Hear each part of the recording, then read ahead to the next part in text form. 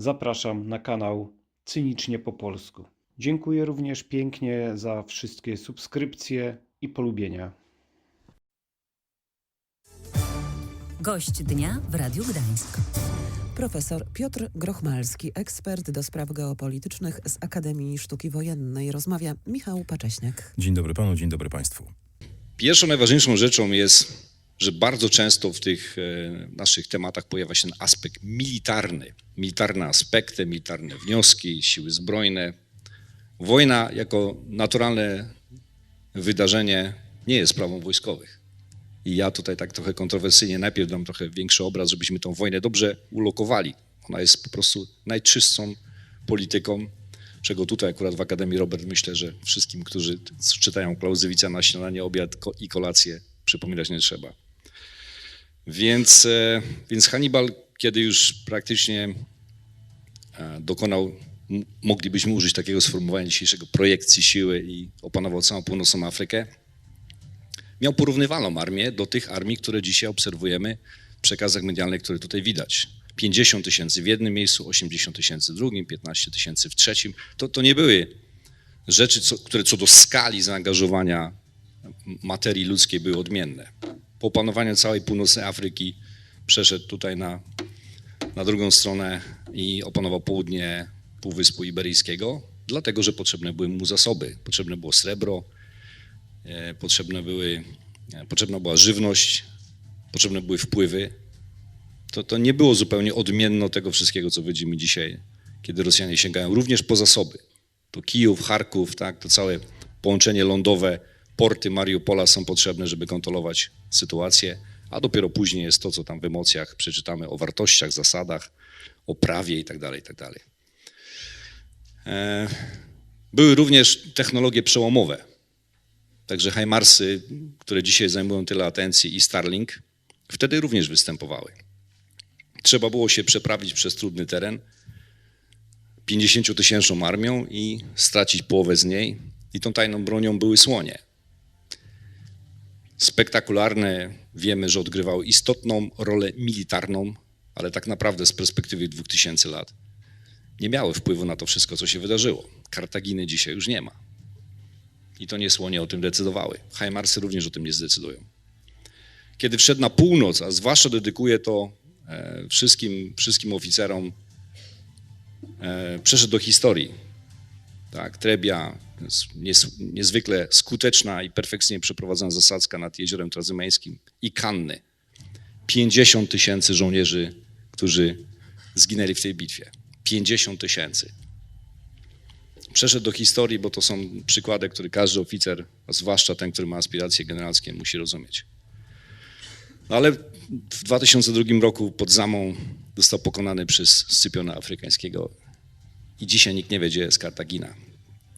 Więc ja nie jestem przekonany, czy te nasze proporcje, które przyjęliśmy, czyli to odszyfrowywanie, które kierunki operacyjne, jakie technologie, czy bezpilotowce, czy są to HIMARSy, czy jakieś inne zdolności operacyjne, są tą najważniejszą częścią naszej dyskusji, która przede wszystkim jest tutaj napędzana przez emocje i zatrutą, jak to profesor Zybertowicz też niezwykle się cieszy, że dzisiaj będzie zatrutą sferę informacyjną. Zatem odnosząc się do tego pierwszego punktu, czy siły zbrojne mogą zaadoptować i co mogą zaadoptować z ostatniego konfliktu, który jeszcze się nie skończył, przypominam, tak, to żebyśmy byli ostrożni z definiowaniem tych wniosków, to przede wszystkim musimy sobie odpowiedzieć na pytanie, co różni wojnę na Ukrainie od tego wszystkiego, co chcielibyśmy zaimplementować w siłach zbrojnych. I jest tego naprawdę bardzo wiele. Miałem tu okazję rozmawiać i z generałem Załużnym, wszystkimi dowódcami tutaj natowskimi, pan generał również Wojciechowski ma takie szanse każdego dnia. Jest tak duża różnica między tym, co widzimy i tym, co słyszymy, a tym, o czym tutaj to też mam taki dyskomfort, bo nie wszystko mogę opowiedzieć, że wydaje mi się, że musimy sobie stworzyć, Robert, jakiś specjalny aparat analityczny, żeby oddzielić to, co emocjonalne, oddzielić to, co się dzieje na Ukrainie teraz i co nam się wydaje, że się dzieje, od tego, co jest naprawdę. Ukraina nie jest państwem natowskim jeszcze, nie jest państwem Unii Europejskiej i pełni zupełnie inną strategiczną funkcję dla Rosji. W percepcji rosyjskiej Ukraina jest zupełnie innym podmiotem niż byłaby to Polska, czy kraje bałtyckie, czy jakikolwiek inny kraj natowski. To stanowi ogromną różnicę moim zdaniem i nie należy tego rozpatrywać w tych samych kategoriach.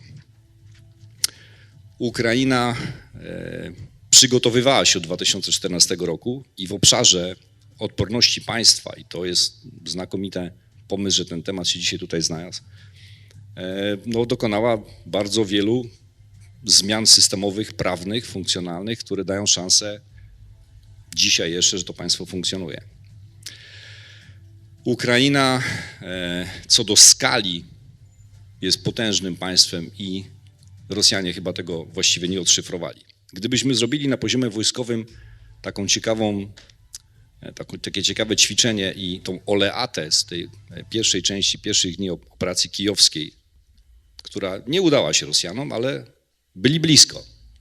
Gdybyśmy tą oleatę przyłożyli do krajów bałtyckich, to okaże się, że w tej samej konsystencji, z tymi samymi zdolnościami operacyjnymi, te 80-100 kilometrów, no byłoby to dużym wyzwaniem dzisiaj. Gdybyśmy to przyłożyli do krajów bałtyckich, gdybyśmy to przyłożyli do Warszawy, no to mówiąc szczerze, samopoczucie nasze również może być troszeczkę inne. To tylko 80-100 kilometrów. To było wykonalne. Przypominam, że ten front na Ukrainie ma dzisiaj ponad 1000 kilometrów i porównując go z Bramą Brzeską, czy tutaj z tymi obszarami, czy Przesmykiem Suwalskim, to ta geometria pola walki jest zupełnie inna. Także ja bym tutaj tak całkowicie nie relaksował się, ale również te analogie wyglądają zupełnie inaczej. Jest też masa zdolności operacyjnych, które nie występują na Ukrainie, a mają ogromny wpływ na odpowiedź na to pytanie, które tutaj zadałeś. Nie ma tam myśliwców 5. generacji, ani po jednej, ani po drugiej stronie. Nasze praktycznie są już w drodze, piloci niedługo zaczną szkolenie, wiele krajów natowskich też takie myśliwce ma lub będzie mieć. Finlandia, która wstąpiła 5 minut temu do NATO, ma ich zamówionych ponad 60, Polska 32 egzemplarze, być może więcej. Więc to stanowi ogromną różnicę. Zdolności operacyjne o takich parametrach na poziomie tutaj, zwłaszcza pana generała Piotrowskiego, operacyjne mają ogromne znaczenie.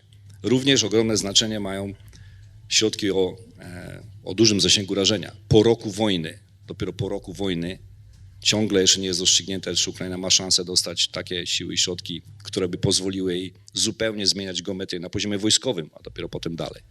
My takie środki już mamy o znacznie większych zasięgach, dlatego te analogie mogą być, że tak powiem, nie do końca trafione. Jest cały zestaw, tak, tutaj mówię o kwestii wojny wielodomenowej i tak dalej. To, co mnie najbardziej interesuje i to jest do rozszyfrowania, to jest ta część, która stanowi o zasadniczej różnicy. Ukraina, zwlekając z mobilizacją, czekając na przyjęcie uderzenia, niestety z wielu względów, przede wszystkim politycznych, tak, to było niewykonalne, nie mogła w żaden sposób dokonać aktywnie odpowiedzi na poczynania rosyjskie. Aktywność jest tutaj najważniejsza. Aktywna obrona, strategia, która zupełnie inaczej jest skonstruowana, wstawi ten wojskowy instrument siły do zupełnie innej geometrii. Także ja bym raczej zwracał uwagę, tutaj Robert, na poszukiwanie różnic, a dopiero później takie szybkie, emocjonalne rozstrzyganie, czy na pewno Warmate'y, czy na pewno tutaj Javeliny, czy na pewno HIMARS-y i tak dalej.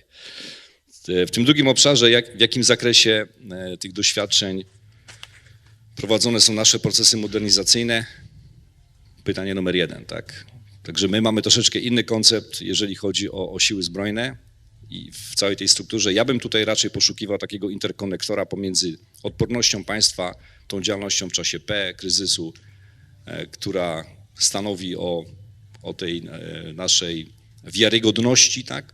A dopiero później koncentrował się na tych sprawach stricte militarnych. Najważniejszy błąd poznawczy, jaki tutaj używamy, mówiłem już wielokrotnie, to jest to, żebyśmy nieco zmniejszyli intensywność dyskusji na temat, jaka będzie przyszła wojna, a częściej rozmawiali, jak państwo, jak Rzeczpospolita, mając różne instrumenty, dyplomację, ekonomię, infrastrukturę, informację, kulturę, również siły zbrojne, chciałaby tych sił zbrojnych do budowania tej architektury bezpieczeństwa użyć. Co do przywództwa, to jest chyba punkt, który powinien być na pierwszym miejscu, zarówno jeżeli chodzi o przywództwo polityczne, tutaj pana prezydenta Zełenskiego, jak i również osobistą charyzmę generała Załużnego, wielu innych ich dowódców. począwszy od generałów, skończywszy na najniższych szczeblach Mission Command, dowodzenie przez cele stratek, które ponoszą tutaj ogromne, pośród młodych dowódców świadczą o tym, że ci młodzi dowódcy są na pierwszej linii i to jest obszar jednych z moich największych tutaj atencji i rozmów.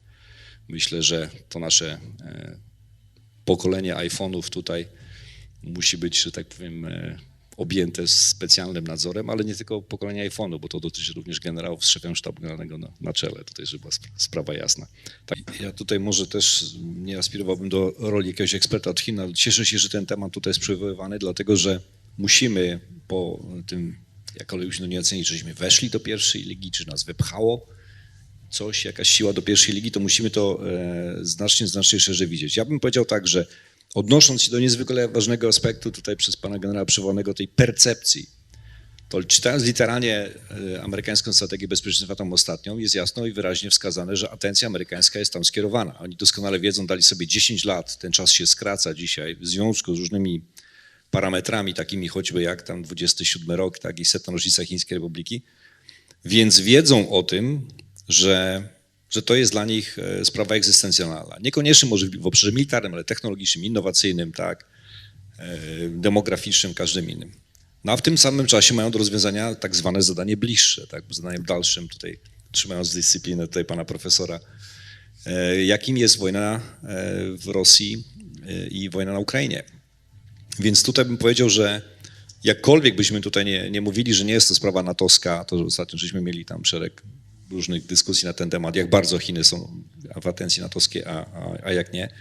Ja bym na to spoglądał troszeczkę w ten sposób. Co takiego się tam dzieje, że Amerykanie inspirowali i zaakceptowali aktywną obronę Japonii czy Korei? Japońskie siły samoobrony miały zupełnie inny charakter wczoraj.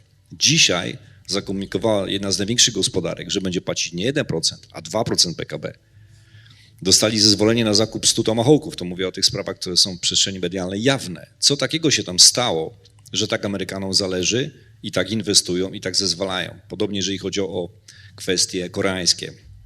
Mówię o Korei Południowej, że tak mocno inwestują. Ostatnio chyba kilkaset tak harpunów zezwolonych na sprzedaż do Tajwanu. To powinno nas interesować. I teraz jak Rzeczpospolita powinna się do tego odnosić, które z tych zagrożeń ma jaki kaliber i o co można poprosić i o co można zainspirować. Więc tutaj to mnie niezwykle interesuje, a zdziwienie, które na tych różnych forach powodują moje pytania, komentuję w ten sposób, że Rzeczpospolita, nie mając innego wyboru, kupując na niespotykaną skalę systemy uzbrojenia w Korei Południowej, chciałaby wiedzieć, czy nie będzie to zakłócone przez jakieś sprawy dotyczące bezpieczeństwa gdzieś tam na tak, Morzu Południowochińskim. Także my weszliśmy do pierwszej ligi, tak musimy na to spoglądać. Także jakkolwiek uważamy siebie, czy nie, ekspertów od spraw Dalekiego Wschodu, to jest nasza liga, w której już gramy. No, literalnie rzecz biorąc, gdybyśmy tak chcieli przyłożyć Clausewitza, powiedzieli, że chcemy zrecenzować tą operację, no to te 3 podstawowe elementy, czyli trzeba po prostu pobić armię wroga, trzeba zająć teren i trzeba złamać wolę walki. Żaden z tych elementów klauzewicowskich nie został spełniony w tej fazie, w tej części. Ja jestem daleki tutaj od jakichś takich końcowych statementów, bo ta wojna jeszcze trwa. Natomiast myślę, że ważne jest spostrzegać to, że są inne interesy wszystkich tych, którzy z tą wojną związani. Nie tylko Ukraina i Rosja, ale również polski interes, amerykański czy chiński. I teraz w dłuższej perspektywie, jeżeli faktycznie będzie następowało to ścieranie rosyjskie w obszarze i demograficznym, tak, Rosja się zanurza, co niekoniecznie jest związane dzisiaj akurat z wojną na Ukrainie, ale może być, gospodarka, która jednak traci znacznie więcej, a w krótkiej perspektywie będzie funkcjonować, tak, rok, 2, co najmniej są pieniądze na wojnę, to być może właśnie przy kontroli tego procesu ścierania doprowadzimy do stanu takiego point of no return, że Rosja już nie będzie mogła po prostu być tak istotnym podmiotem. Ale na to pytanie odpowiedzi jeszcze nie ma. I wydaje mi się, że wielcy gracze raczej chcą utrzymać kontrolę taką eskalacyjną, żeby ta Rosja się w jakiś sposób kontrolowalny ścierała, pamiętając o tym, że również jest państwem nuklearnym, tak żeby wypełniała interesy, żeby można było trzymać Rosję zaszachowaną, niezdolną w jakichś konwulsjach, w tym samym czasie realizując te problemy na zachodnim Pacyfiku, o której wspominałem. Natomiast interes Rzeczpospolitej jest zupełnie inny, kompletnie inny. Powtórzę to jeszcze raz, zadałem to pytanie generałowi Załużnemu i zapytałem go o to, czy mogę to zakomunikować w Polsce, jakby czy ma takie życzenie, żeby też jakąś dżentelmeńską relację zachować. Zapytałem się, jakie są jego kryteria zwycięstwa. Ja powiedział, że oczywiście marzeniem wielkim byłoby też, żeby odwojować cały teren, ale jest to trudne niezwykle. Natomiast to, o czym mówi też pan profesor, że Rosja nie może wrócić. Mówi, wtedy będzie zwycięstwo z ich perspektywy, kiedy Rosja będzie pozbawiona możliwości powrotu, odtworzenia, rewitalizacji, przezbrojenia, doposażenia i żeby wróciła z powrotem. Bo to, że wróci, wiemy. My w tej części geostrategicznej tutaj wiemy doskonale. I teraz jest konflikt interesów, ponieważ mam takie wrażenie, że wielcy gracze, też bym nie chciał tu z powodów wrażliwości takiej atrybucji dokonywać, chcieliby to robić troszeczkę inaczej i najlepiej niekoniecznie swoim kosztem. Rzeczpospolita podjęła niezwykłe ryzyko, moim zdaniem historyczne. Historyczne ryzyko właśnie tego, że dostarczamy sprzęt, bo taka jest polska racja stanu, w czasie jesteśmy w połowie procesów modernizacyjnych różnych, skomplikowanych, ale to dzisiaj obsługuje nasz interes, ponieważ ta funkcja czasu i dobre lokowanie naszych zasobów, dobre podejmowanie decyzji jest teraz tutaj kluczowe. Natomiast wydaje mi się, że takie nadmierne, słyszane przeze mnie komentarze na Zachodzie, że to już jest koniec, że Rosja już praktycznie skończyła zasoby, że wojna jest over, że ta kontrofensywa w sensie militarnym przyniesie jakieś, zresztą to słyszymy tych ekspertów różnego rodzaju, którzy mówią, że właściwie ta kontrofensywa przyniesie jakieś niezwykłe skutki, to mam takie wrażenie, że to jest tak jak z tym Hannibalem, że no niestety, ale te bitwy przeszły do historii, natomiast główny ten cel, czyli realizacja celów politycznych przez Hannibala zrealizowana nie została. Dziękuję.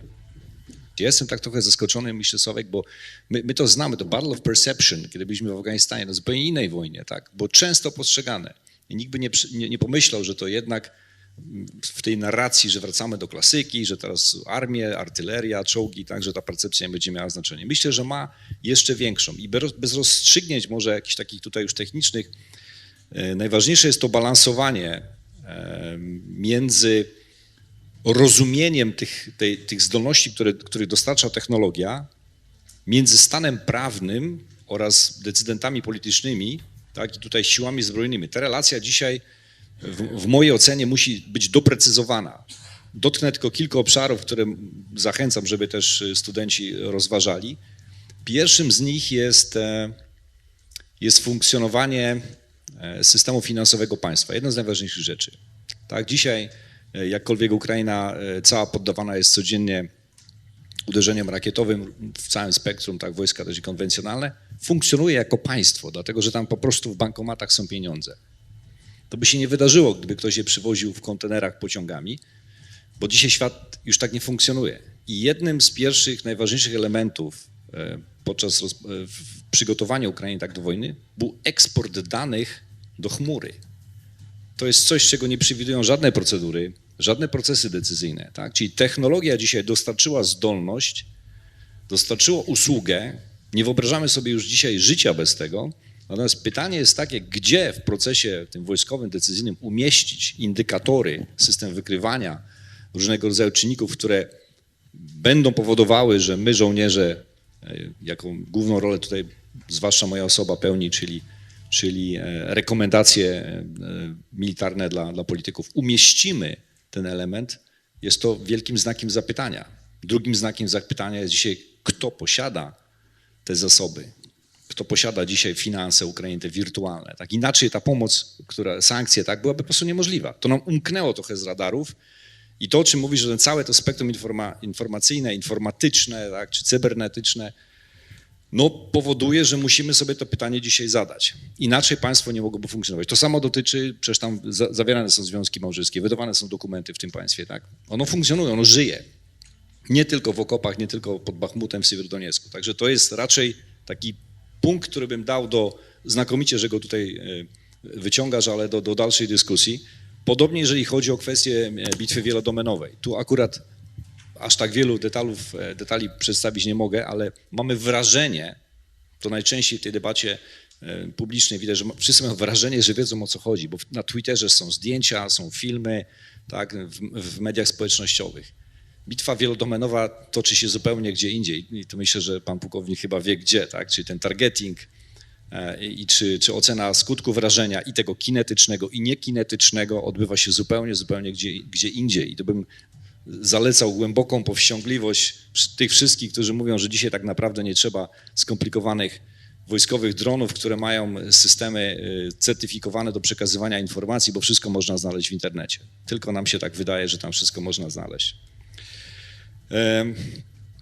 Myślę również tutaj, że przy tej emocji, która towarzyszy nam, nawet nam wojskowym też przecież poddawani jesteśmy tym procesom, jeżeli chodzi o wojnę, którą widzimy na Ukrainie, warto byłoby sobie zadać jeszcze raz pytanie o asymetrię. O to, żeby nie podchodzić w sposób reaktywny, wszystko to, co widzimy, to jest konwencjonalne, mówię tutaj tej hard power, może być mitygowane, może być zapobiegane przez użycie takich samych ilościowo tak, systemów po drugiej stronie. To taka dyskusja, może nie odpowiadam precyzyjnie na wszystkie te pytania, ale cieszę się, że to faktycznie tak się dzieje. Dzisiaj ta bitwa percepcyjna na poziomie politycznym, o czym już tu wspominaliśmy praktycznie wszyscy, się toczy. Różne mamy agendy wewnętrzne, polityczne w państwach, one są, czyli obywatele na to wpływają, o czym mówił pan profesor, to ciągle rozmawiamy o tych kwestiach państw demokratycznych. Różne są czynniki wpływania, tak, algorytmy różnego rodzaju. Myślę, że pan profesor tutaj Zybertowicz będzie dzisiaj również mówił, także ta wojna się nam mocno skomplikowała, wcale nie jest łatwiejsza niż w czasach, kiedy musiał te decyzje podejmować Hannibal Barkas czy też Scypion Afrykański. Dziękuję. Dziękuję.